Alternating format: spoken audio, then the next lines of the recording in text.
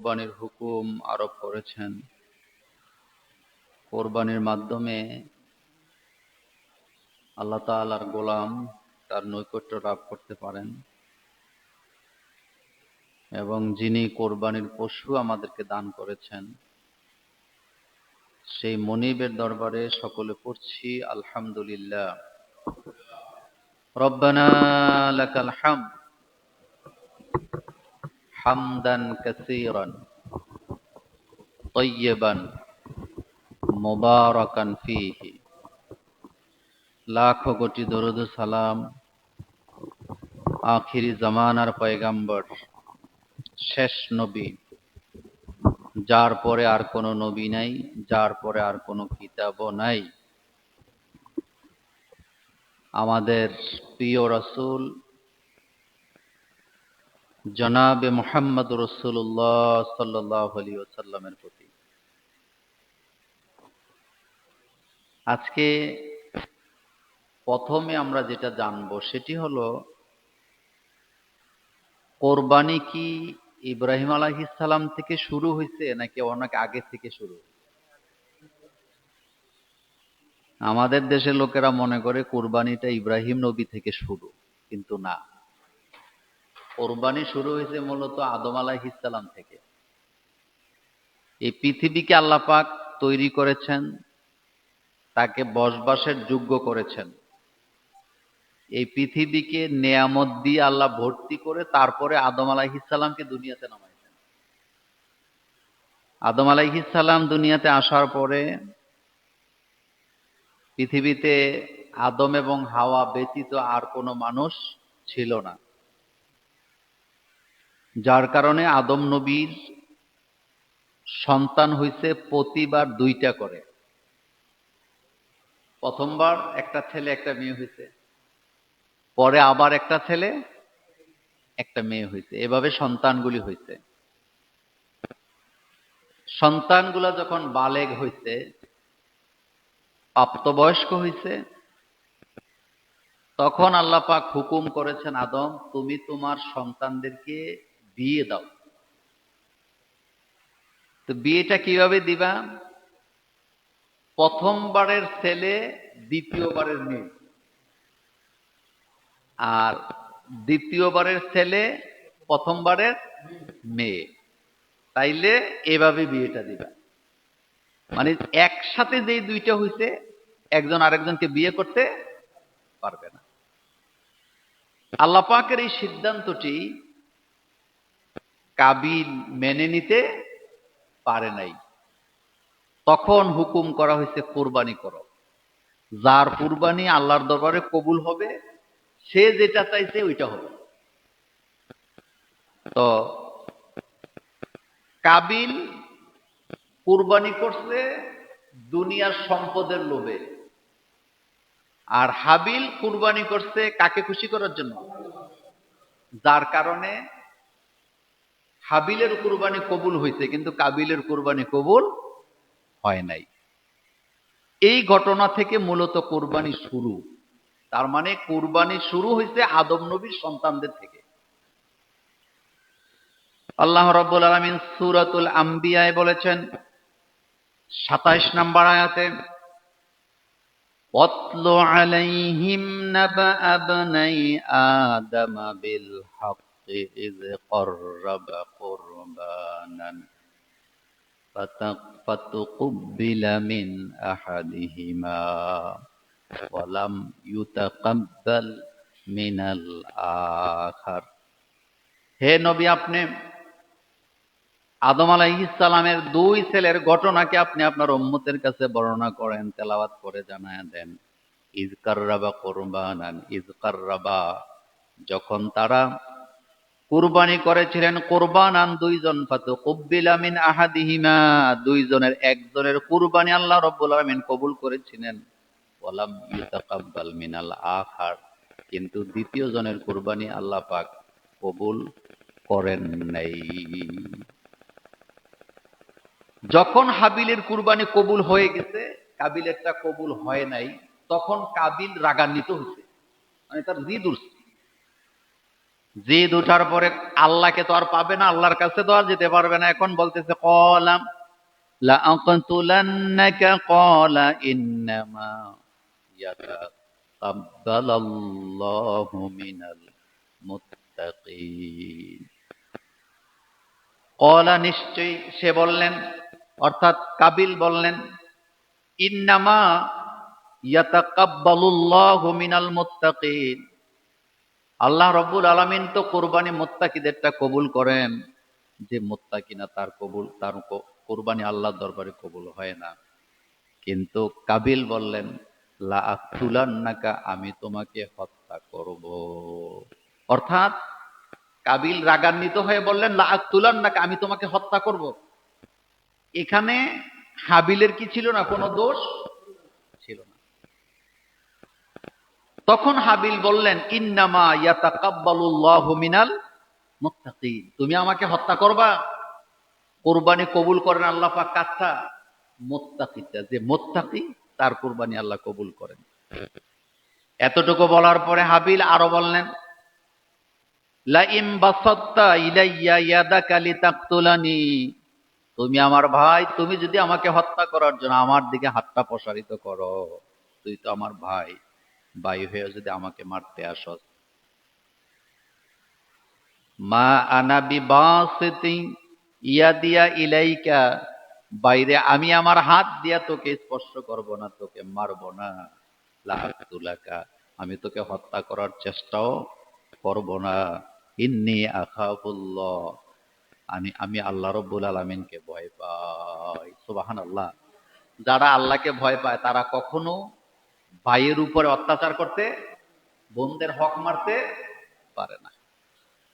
বিশ্বাস করেন, কোন ব্যক্তি যদি অন্যের হক মারে, সে 1 কোটি বার হজ করুক, 14 বার করুক, মসজিদ বানাক, মাদ্রাসা বানাক, ধরে নিবেন তার মধ্যে আল্লাহর ভয় নেই। কারণ আল্লাহর ভয় থাকলে সে কখনো মানুষের উপর অত্যাচার করতে পারে না। হাবিলের হৃদয়ে আল্লাহর ভয় আছে বলে কাবিলকে বলতেছেন লা ইম বাসাত্তা ইলাইয়া ইয়াদাকা লিতাকতুলানি, ভাই তুই যদি তোর হাত দিয়ে আমাকে মারস, মা আনা বিবাসিতি ইয়াদিয়া ইলাইকা লিআকতুলাকা, তোরে মারার জন্য আমি আমার হাতটা প্রসারিত করব না। ইন্নী আখাফুল্লাহ, আমি আল্লাহকে ভয় পাই। আমি কাকে ভয় পাই? আমি তোরে মারবো না, তুই আমারে মার, তুই যা ইচ্ছা তা কর। এতটুকু বলে ক্ষান্ত হন না, তিনি বলেন ইন্নী উরিদু আনতাবু আবি ইসমি ওয়া ইসমিকা ফাতাকুনা মিন আসহাবিন নার, আমি চাই তুই তোর পাপ নিয়া আমার পাপ নিয়া জাহান্নামে চলে যা। তুই যদি আমারে মারস, তাহলে আমার পাপ আর তোর পাপ, দুইজনের পাপ তোর কান্দে চলে যাবে। অর্থাৎ পৃথিবীতে কেউ যদি কাউকে বিনা কারণে হত্যা করে, যাকে হত্যা করলো তার আমল নামায় যত পাপ আছে হত্যাকারীর আমল নামায় উঠাই দিবে কে? সে জাহান্নামে যাবে, এক কথা সে। আর যাকে হত্যা করছে আল্লাহ তারে মাফ করে দিবে। এই জন্য দেখবেন অনেকে বলে না তোরে মাইরা জেলে যাবো, জেলটা শেষ না, শেষ খেলাটা হবে কখন? হাসরে, কিয়ামতে। এই যে বলে খেলার তোরে তোরে মাইরা জেলে যাবো, তো তোরে মাইরা জেল খাটলে কয়দিন খাটবা, কিন্তু আখেরাত তো শেষ, আখেরাত শেষ। তাহলে এই আয়াত দ্বারা বোঝা গেল যার মধ্যে আল্লাহর ভয় আছে সে কখনো ভাইকে ঠকাইতে পারে না। ভাই হইয়া ভাইয়ের ব্যাপারে নাডামি কইরা, জমি জামা জোর কইরা বেশি বেশি নিয়ে যায়, ভালো ঘরটা নিয়ে যায়, ভালো জমিটা নিয়ে যায়, ভালো গাছটা নিয়ে যায়, এরকমের ভাই আমাদের বাংলাদেশে নাই। আবার নিজেরে কি মুমিনও দাবি করে, নিজেরে কি দাবি করে, মানে জান্নাতে চলে যাবে। জান্নাত এত সোজা না, ভাইয়ের হক আগে দেন, বোনের হক আগে দেন, বাঁচতে পারবেন না। কাউকে কেউ ঠকায়া বাঁচতে কোনো রাস্তা নাই, কোনো রাস্তা নেই। জমি জামা ভাগ করার সময় ঝগড়া লাগেনি, ঝগড়া লাগেনি? তো ঝগড়া করার দরকার কি? তুমিও বাপের ঘরে হইছো, উনিও বাপের ঘরে হইছে, বাপের সম্পদ যদ্দুর আছে সবাই সমান সমান পাবা। আমারটা আমি নেব, আমার হক, তোমারটা তুমি নেবা, এখানে ঝগড়ার কোনো ব্যাপার আছে? ঝগড়াটা হয় কেন? ওই যে বেশি দিতে চায়, ভাইয়ের উপরে জুলুম করতে চায়, এই জন্য ঝগড়াঝাটি আসেনি।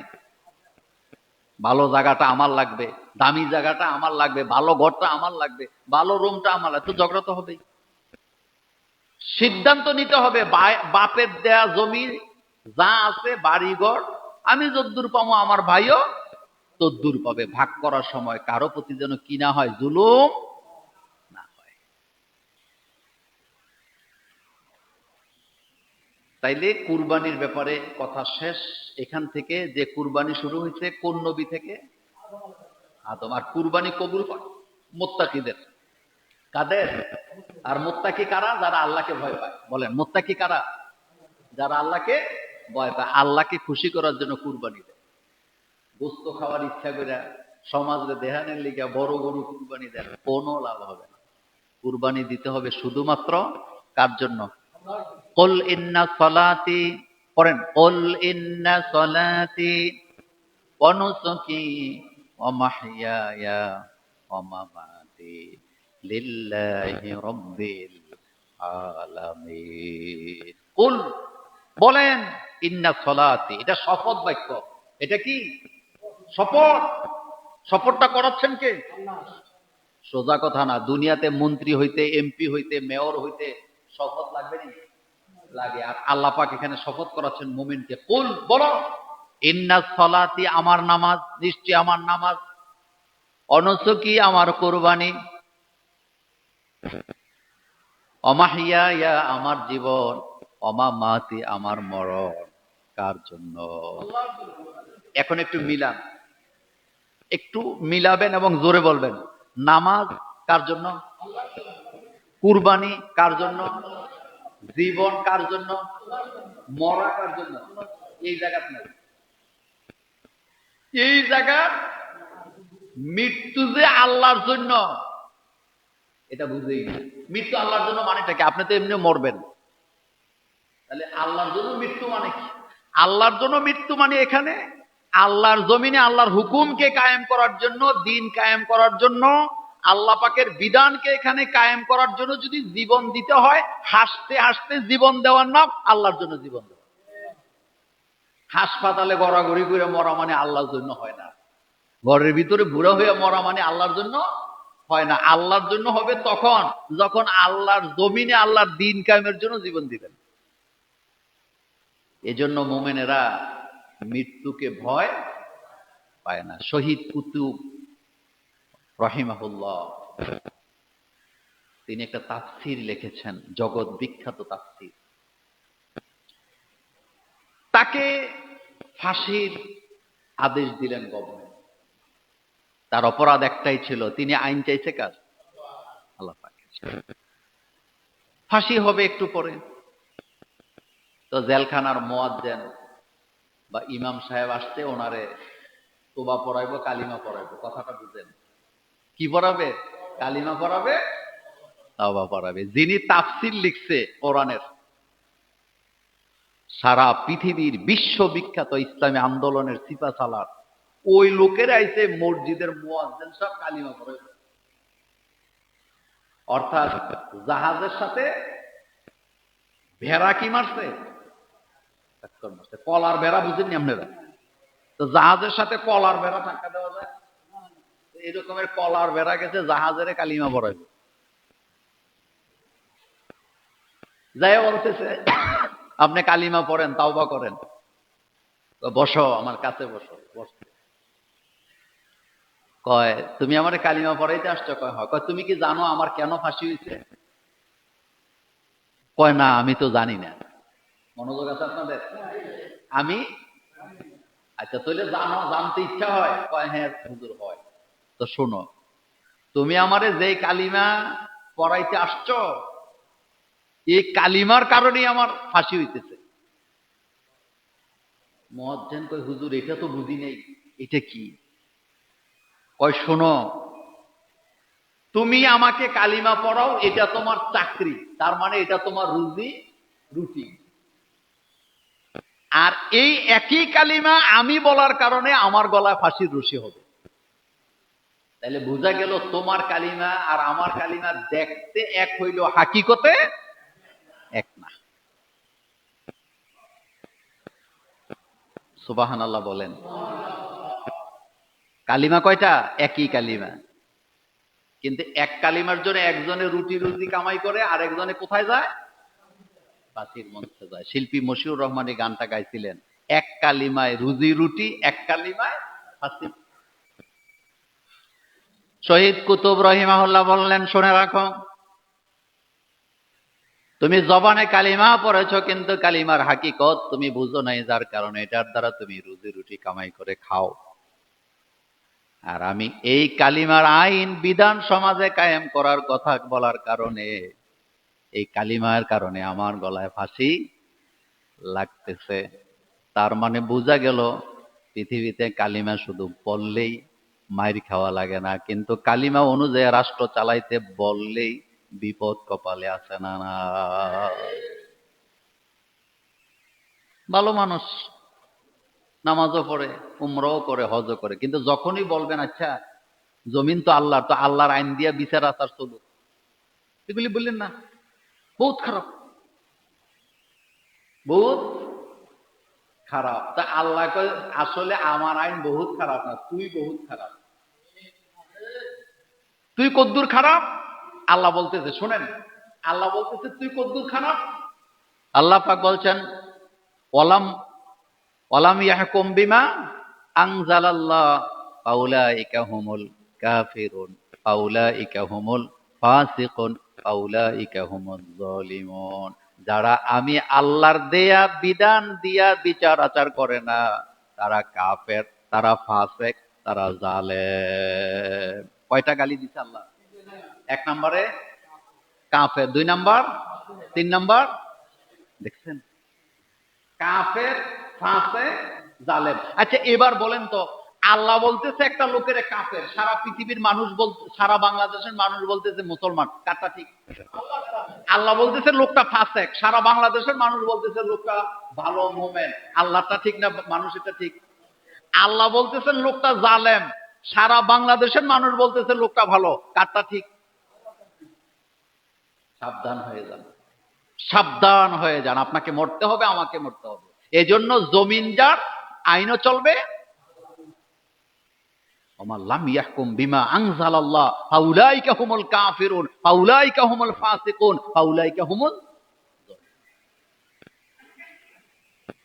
এবার আসেন, আমরা যে কুরবানি দেই, এই কুরবানি হচ্ছে ইব্রাহিম আলাইহিস সালামের সুন্নত। বলেন কার সুন্নত?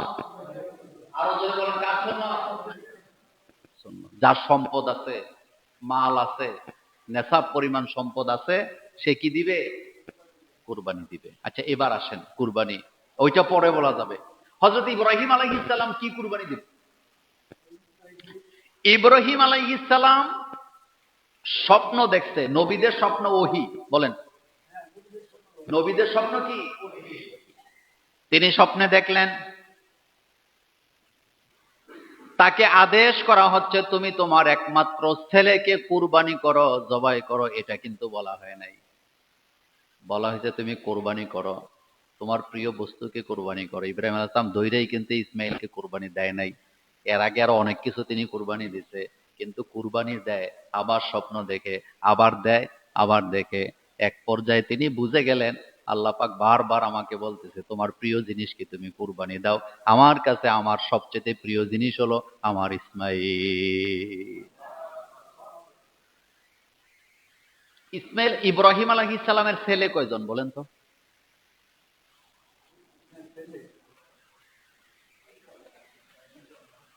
চুপ করে আছেন যে, বলেন। হ্যাঁ, দুইজন। বলেন কয়জন?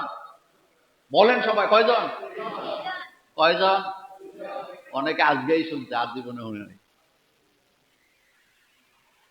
প্রথমে আল্লাহ পাক ইব্রাহিমকে দিছেন। ইব্রাহিম আলাইহিস সালামকে যখন তিনি কুরবানি করতে রাজি হয়েছে, পরীক্ষায় পাশ করার কারণে আল্লাহ পাক আরেকটা সন্তান দিছে, তার নাম হযরতে ঈসা আলাইহিস সালাম। হযরত ইব্রাহিম আলাইহিস সালামের বয়স যখন ৮০ থেকে ৯০ বছর, ৮০-৯০ বছরের মানুষগুলো জুয়ান না বুড়া, তিনি দোয়া করতেছে রব্বি হাবলি মিনাস সলিহিন। দোয়া করা বন্ধ করে না, আল্লাহ তুমি আমার একটা নেককার সন্তান দাও, আমাদের বাংলাদেশের মহিলারা পুরুষেরা আল্লাহর কাছে সন্তান চায়, খালি আল্লাহ সন্তান দাও, কিন্তু নেক সন্তান চায় না, যার কারণে সন্তান হয় বানরের গোষ্ঠী। এমন সন্তান আছে না নাই? শুনেন, সন্তান চাইলে হইতো না, কি সন্তান চাইবে? হ্যাঁ, জোরে বলেন, কি সন্তান? নেক সন্তান। ইব্রাহিম আলাইহিস সালাম বলতেছে, রব্বি হাবলি মিনাস, আল্লাহ তুমি আমার একটা নেক সন্তান দান করো। ফাবাশশারনাহু বিগুলামিন হালিম, ফাবাশশারনাহু বিগুলামিন হালিম। আল্লাহ পাক বলেন, আমি হযরত ইব্রাহিমকে একটা ভদ্র সন্তান দান করলাম। কি সন্তান? ভদ্র, নম্র, ধৈর্যশীল। আমার কলেজার ভাইয়েরা, সন্তান যখন ইব্রাহিম আলাইহিস সালামের সাথে হাঁটা চলার বয়স হয়েছে, ফালাম্মা বালাগা মা'হু সায়া ক্বালা ইয়া বুনাইয়া ইন্নী আরা ফিল মানামি আন্নী আযবাহুকা ফানজুর মাযা তারা। ছেলেরে নিয়ে যখন হাঁটাহাঁটি করার বয়স হয়েছে, কত মায়া লাগে ছেলের জন্য। ৮০ বছর বয়সের সময় সন্তান হয়েছে, সোজা কথা না। কত মায়া লাগার কথা। সন্তান নিয়ে হাঁটে, এই অবস্থায় ছেলেকে ডেকে বলতেছে, ইয়া বুনাইয়া, ও আমার ছেলে, ও আমার লাআদলা ইন্নী আরা ফিল মানামি আন্নী আযবাহুকা, ও আমার বৎস, ও আমার ছেলে, আমি স্বপ্নে দেখলাম আমি তোমাকে জবে করতেছি। ফানজুর মাযা তারা, তুমি তোমার মতামত পেশ করো। ফানজুর মাযা তারা, তুমি তোমার মত পেশ করো। বাচ্চারে জিজ্ঞেস করতেছে, আমি স্বপ্নে দেখছি তোমাকে জবে করতেছি, তুমি তোমার মতামত দাও। আপনি যদি আপনার বাচ্চার কাছে এই মতামত চাইতেন, আপনার বাচ্চাকে থামতো না, দৌড় দিত? সোজা মনে করেন না। কুরবানি মানে ক্যান্টনমেন্টের বাজার থেকে একটা গরু আইনা জবকের গোস্ত খাওয়ার নাম কুরবানি। আর কুরবানি মানে হলো নিজের সর্বোচ্চ ত্যাগ আল্লাহর জন্য স্বীকার করা। খালি গরু কুরবানির নাম কুরবানি না। ছেলেকে বলতেছে, ইন্নী আরা ফিল মানামি আন্নী আযবাহুকা ফানজুর মাযা তারা, ও আমার ছেলে, আমি তো স্বপ্নে দেখলাম তোমারে জবে করতেছি, তুমি তোমার রায় বলো, তোমার মতামত কি? ক্বালা ইয়া আবাতি, সাথে সাথে ছেলে বলতেছে, ও আমার আব্বা, ইফআল, ওয়াহেদে আমরের সিগা ইফআল, আপনি তাই করেন। মা তুমারু, আল্লাহ আপনাকে যা হুকুম করেছে। ও আব্বা, আপনি তাই করেন, আল্লাহ আপনাকে যা হুকুম করছে। মা তুমার, আল্লাহ যা হুকুম করছে। সাতাজিদুনি ইনশাআল্লাহু মিনাস সাবিরিন, ও আব্বা, নিশ্চয় আপনি আমাকে ধৈর্যশীলদের মধ্যে পাবেন। আমি দৌড় দেব না, আমি লাভ দেব না, আমি চিৎকার দেব না। আপনি আমাকে জবে করেন, আমি দৌড় দেব না। কি বলেন? আমি দৌড় দেব না, আমি লাভ দেব না, আমি চিৎকারও দেব না। সাতাজিদুনি, আপনি আমাকে পাবেন, ইনশাআল্লাহ, বলেন ইনশা, ইনশাআল্লাহ, আল্লাহ চাহিত আপনি আমাকে পাবেন মিনাস সাবিরিন, ধৈর্যশীলদের মধ্যে। ইনশাআল্লাহ আসেনি এনে? সারাদিন ইনশাআল্লাহ মুখ দিয়ে আসে না, কয় মুসলমান। আবার নাম লেখার সময় মোহাম্মদ না লেখতে চেতি যায়। কত বড় মুসলমান তুমি, নামের আগে মোহাম্মদ না লিখলে কি হয়? চেতা যায়। অথচ সারাদিনই একবারও ইনশাআল্লাহ শব্দটা মুখ দিয়া। বাজারে রওনা দিচ্ছেন, কেউ জিজ্ঞেস করতেছে কোথায় যাও, কি বলবেন? বলেন বলেন, কি বলবেন? ইনশাআল্লাহ বাজারে যাই, ইনশাআল্লাহ কুরবানি করব, ইনশাআল্লাহ বিদেশ যাব, ইনশাআল্লাহ হজ করব। এই ইনশাআল্লাহ শব্দ সবসময় মুমিনের মুখের মধ্যে থাকে। আর ইনশাআল্লাহ বললে ওই কাজে সফলতা দেয় কে? আচ্ছা, ইব্রাহিম আলাইহিস সালাম তো তার ছেলেকে জিজ্ঞেস করছে, ও আমার ছেলে, তুমি তোমার রায় দাও। তিনি তো বলতে পারতো আব্বা জবে করেন, এটা বলে নাই। তিনি বলতেছেন, সাতাজিদুনি, আপনি আমাকে পাবেন ইনশাআল্লাহ, আল্লাহ চাহে তো মিনাস সাবিরিন, ধৈর্যশীলদের মধ্যে। তার মানে বোঝা গেল, আল্লাহ যদি চায় আমি ধৈর্যশীলদের মধ্যে আছি না। না, ধৈর্য কে দেয়? শোনেন, ধৈর্যের মধ্যে ভালো রেজাল্ট আছে। আমি আপনাকে অনেক মন্দচারী বললাম, আপনি যদি ধৈর্য ধরতে পারেন, নিশ্চিত আল্লাহ আপনাকে নিয়ামত দিবে, এবং এটা একেবারে অল্প দিনের মধ্যে দিবে। ধৈর্য এরকম ফলাফল আপনারা পাইছেন না? পাবেন। ধৈর্য ধরবেন না, বিপদে পড়বেন। মোমেন কখনো ধৈর্য হারায় না। আর ধৈর্য শুধু একটা শব্দ না। ধৈর্য কি একটা শব্দ না? আমি আপনাকে বলি ধৈর্য জিনিসটা কি। ধৈর্য মানে হলো আপনারে এখানে রেখে চতুর্দিকে লাকড়ি দিয়ে আগুন লাগাই দিছে। কি লাগাই দিছে? এই আগুন থেকে বাঁচার জন্য আপনি যেভাবে চেষ্টা করেন, এটা ধৈর্য। ধৈর্য এত সোজা জিনিস না। একটা কথা আছে, ধৈর্য একটা বৃক্ষের নাম যার সারা গায়ে কাটা, কিন্তু তার ফল অনেক মিষ্টি। ছেলে বলতেছে সাতাজিদুনি, আপনি আমাকে পাবেন ইনশাআল্লাহ মিনাস সাবিরিন। ফালাম্মা আসলামা ওয়া তাল্লাহু লিল জাবিন, হযরত ইব্রাহিম আলাইহিস সালাম ফালাম্মা আসলামা ওয়া তাল্লাহু লিল জাবিন, তিনি যখন ছেলেকে শোয়ালেন জবে করার জন্য, ছেলে বলতেছে আব্বা আপনি আমার হাতগুলা বেঁধে ফেলেন। কি বাঁধেন? পা গুলা বেঁধে ফেলেন। বাপ বলতেছে কেন? আপনি যখন আমার গলার মধ্যে ছুরি চালাইবেন, আমি তো মানুষ, জীবনের মায়া তো সবারই আছে। আপনি যখন ছুরি চালাবেন আমি হাত পা নাড়াচাড়া করব। এই হাত পা যদি নাড়াচাড়া করি, কিয়ামতের ময়দানে প্রশ্ন উঠতে পারে যে ইসমাইল জবে হওয়ার জন্য রাজি ছিল না, যার কারণে হাত পা নাড়াচাড়া করছে। ও আব্বা আপনি আমারে বান দেন, যাতে আপনার গায়ের মধ্যে আমার হাত পা লেগে না যায়।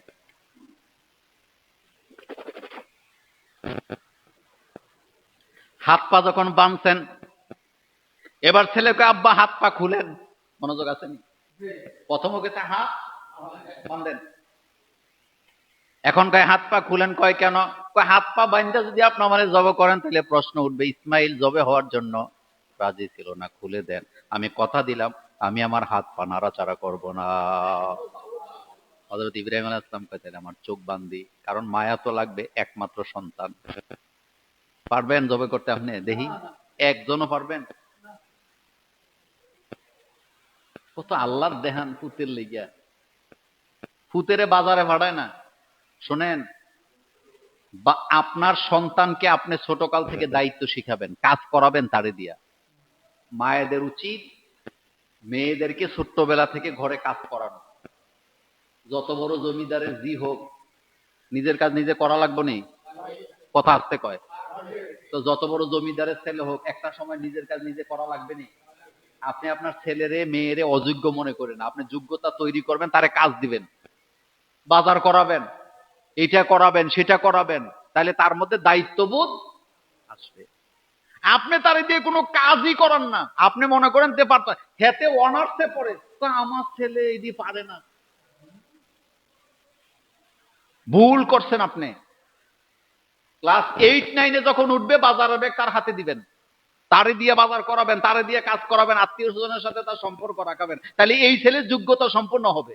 আর আপনি ফার্মের মুরগির মতো ফোলা অনার্সে পড়ে মাস্টার্সে পড়ে, আমার ছেলে এডি পারে না, সব আমিই করা লাগে। তা আপনার ছেলে লুটা খায়নি মিয়া? হযরত ইসমাইল আলাইহিস সালাম যে কথাগুলি বলতেছেন, তার বয়স তখন 6 থেকে 7 বছর। সুবহানাল্লাহ। কয় বছর? আরো কম। ফালাম্মা বালাগা মা উসাইয়া, হাঁটা চলার বয়স। ছেলে কি দায়িত্বশীলতার সাথে জবাব দিলেন, বাবা হাত পা খুলে দাও, প্রশ্ন আসতে পারে। আমি রাজি ছিলাম না। যখন তিনি ছেলেকে জবে করতে গেছে, চোখ বাঁধা। কি বাঁধা? তিনি তো জানে তার ছেলে কোরবানি হবে, কিন্তু বাপ কাকে খুশি করার জন্য গেছে সেখানে। ঘটনা ঘটতেছে মিনাতে। কোথায়? কোথায়? মিনাতে। শয়তান ধোঁকা দিতে চাইছে কয়বার? ইব্রাহিম আসলাম থামছেনি। থামছে? এই জন্য হাজিরা শয়তানরা পাথর মারে কয় জায়গায়। তবে শয়তান কিন্তু সবদি এক বয়সের না, একটা বড়, একটা ছোট, আর একটা মাইজা শয়তান। আহা, কয় জায়গায় ধোকা দিছে, আটকাইতে পারছে? ছেলেকে যখন জব করতে গেছে ছুরি দিয়া, তিনি তো জানে ছেলে জব হবে। যেই মাত্র ছুরি নিয়া ইসমাইল আলাইহিস সালামের গলার কাছে তিনি গেছে পোজ দেওয়ার জন্য, আল্লাহ পাক বললেন ওয়াতাল্লাহু লিল জাবিন, আমি তাকে আহ্বান করলাম, অর্থাৎ আমি ইসমাইলকে সরায় দিলাম, ইসমাইলের জায়গায় আমি আমার জান্নাত থেকে দুম্বা পাঠায় দিলাম। বাপ তো জানে না, বাপ তো জবে করার পরে হাতের মধ্যে রক্ত লেগেছে, রক্তের গরমও তিনি পেয়েছেন। তিনি নিশ্চিত ছিলেন তার ছেলে কুরবানি হয়ে গেছে।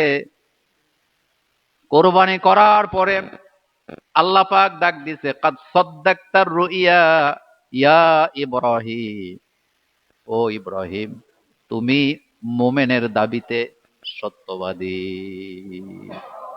তুমি যে মোমেন, এটা কি আসতে কয়, এটা কি?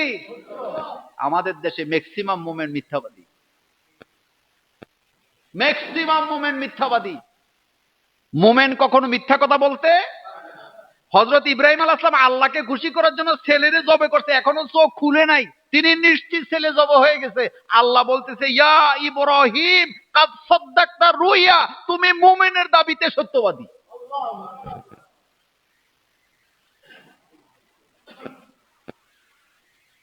ইন্না কাযালিকা নাজজিল মুহসিনিন, এটা তো আমার পক্ষ থেকে তোমার জন্য পরীক্ষা ছিল। কি ছিল? চোখ খুলো। ইব্রাহিম আলাইহিস সালামের চোখ খুলে দেখে ছেলে দাঁড়ায় আছে, সামনে দুম্বা কুরবানি হয়ে আছে। শুনেন, বাচ্চাদেরকে আমরা চিপস চকলেট খেতে দিই না, দেওয়ার পরে আমরা বলি আমাকে একটু দাও, দাদা নানিরা বলেনি তো, চকলেটটা যখন দেয় তখন বলতো দাদা দাদা নানারা খাইয়ে ফেলে। আবার কি করে, শুধু দেয় না, একটা চুমাও দেয়। তা আল্লাহ পাক ইব্রাহিমকে বলছে তুমি তোমার সন্তানকে আমার জন্য কুরবানি করো, তো সন্তান দিছে কে? এখন আল্লাহ চাইছে নাকি? এখন ইব্রাহিম আলাইহিস সালাম দিতে রাজি হইছে নাকি হয় নাই? হইছে, এটা হলো মুমেন্ট। কিন্তু আপনি বলেন তো, আমাকে আপনাকে ছেলে মেয়ে সম্পদ দিছেটা কে? এত আসতে না, জোরে বলেন কে দিছে? তা আল্লাহ যখন কয় আমার জন্য দেও, তখন কলিজা চিরি যায় কেন? তাহলে বোঝা গেছে মোমেনের দাবিতে সত্যবাদী হতে। শুনেন, যত বকিলই হন, 1.5 টাকা নিয়ে কবরে যেতে পারবেন না। পারবেন? যত বকিল হন, যত বকিল হন, যত বকিল হন, শুটকি খাইতে খাইতে কলজারি শুটকি বানান, টাকা নিয়ে কবরে যেতে পারবেন? সম্পদ নিয়ে কবরে যেতে পারবেন? এটা জানার পরেও যারা এর থেকে শিক্ষা নেয় না, এদেরকে আল্লাহ পাক বলছে তারা হলো গন্ড মূর্খ। কথা কয় না, তারা কি মূর্খ? গন্ড মূর্খ। সন্তান দিল আল্লাহ, চাইলো আল্লাহ, এটা দিতে রাজি না।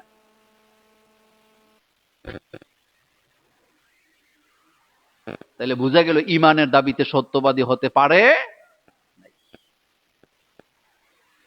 আল্লাহ রাব্বুল আলামিন বলছেন এটা ছিল তোমার জন্য পরীক্ষা।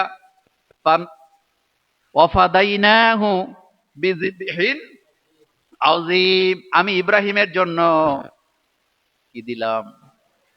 একটা মর্যাদাপূর্ণ কুরবানি আমি পাঠায় দিলাম।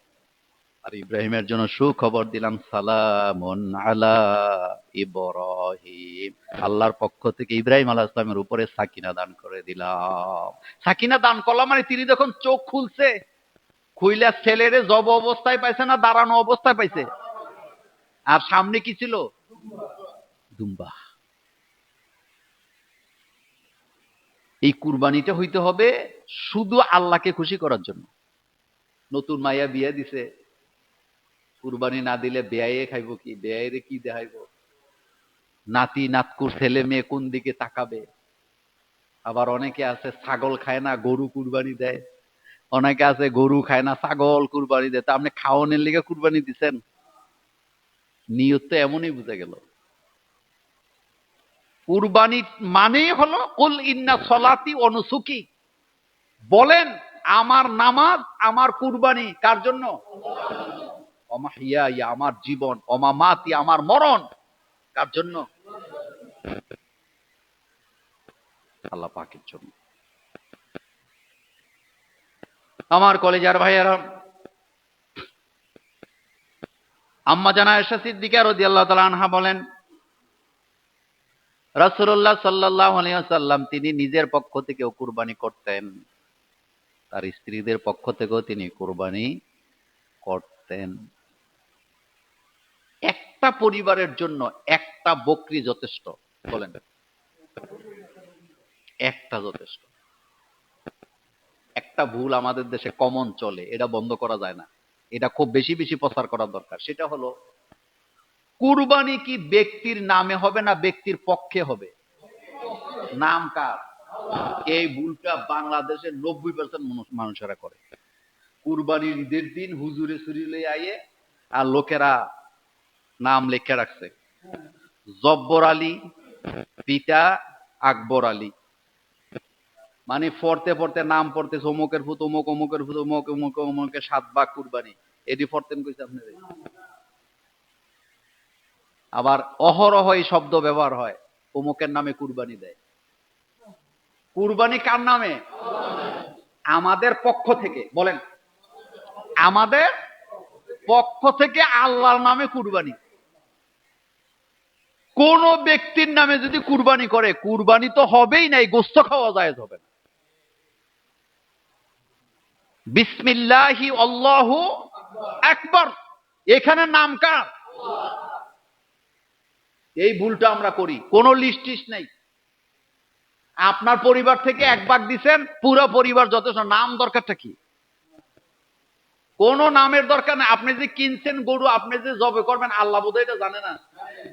তো জানলে একেবারে লিস্ট লই, আর অমুকের ছেলে জব্বর আলীর ছেলে আকবর আলী, দরকারটা কি?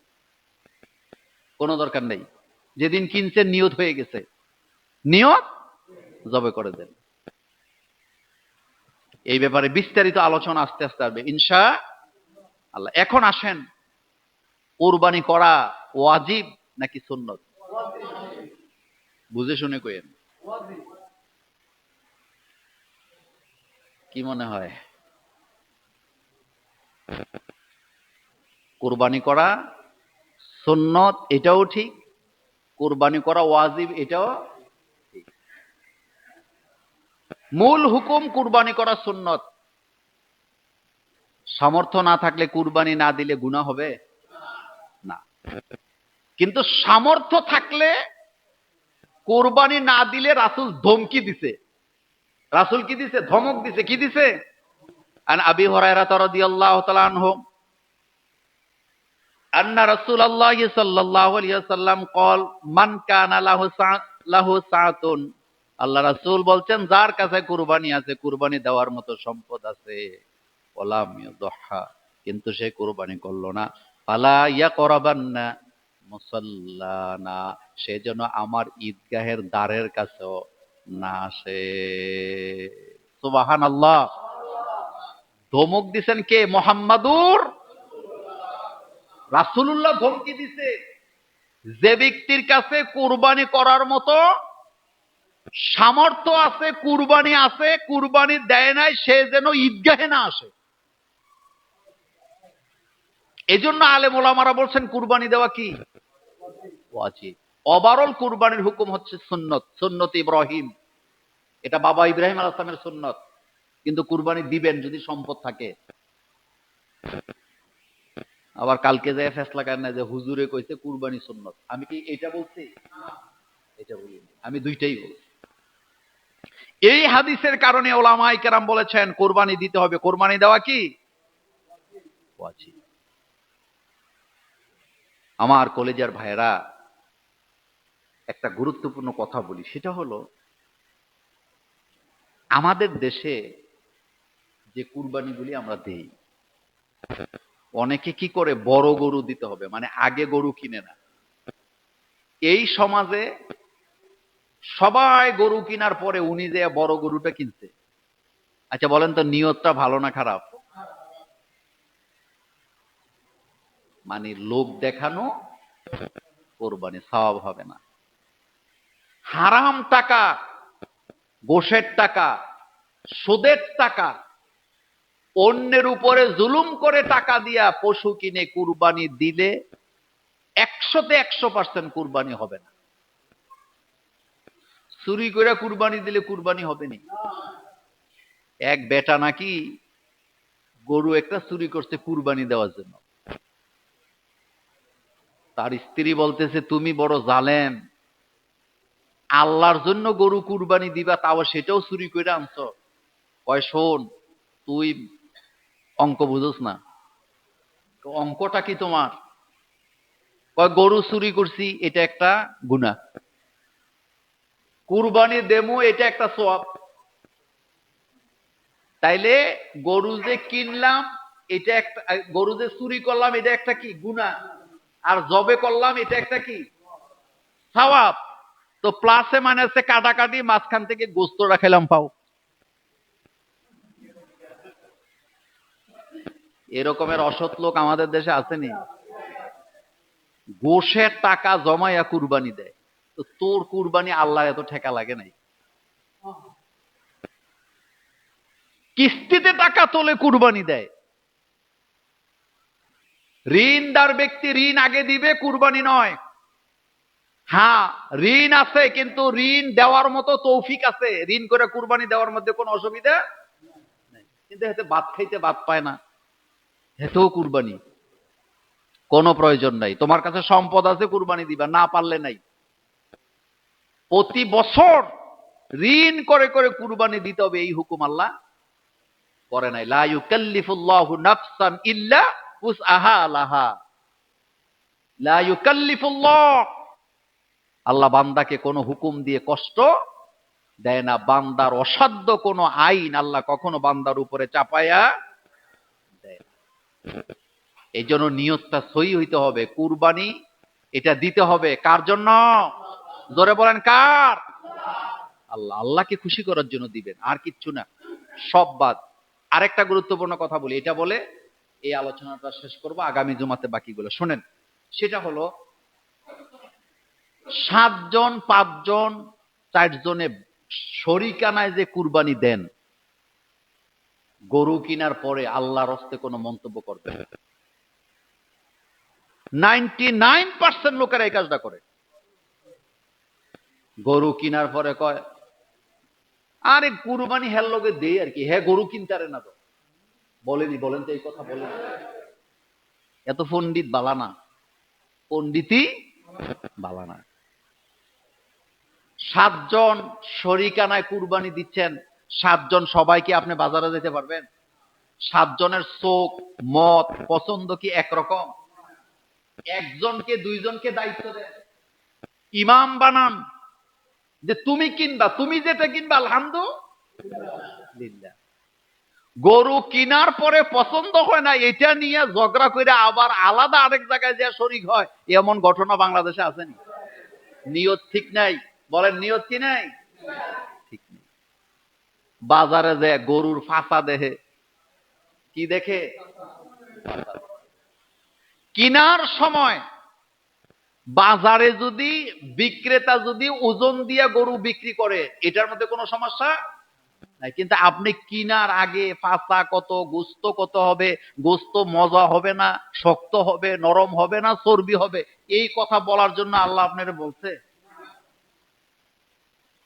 কুরবানি দেওয়ার পর আল্লাহ কি বলতে পারতেন না যে এটা তোমরা মাটির নিচে কি করো, গেড়ে দাও বা নদীতে ফালাই দাও? এ কথা আল্লাহ বলতে পারতেন কিনা বলেন তো? কিন্তু আল্লাহকে এটা বলছে না গোস্ত খাওয়ার জন্য বলছে, একা খাইতে বলছে না, সবাই নিয়ে খাইতে বলছে। এই আলোচনা আগামী জুমাতে আসবে।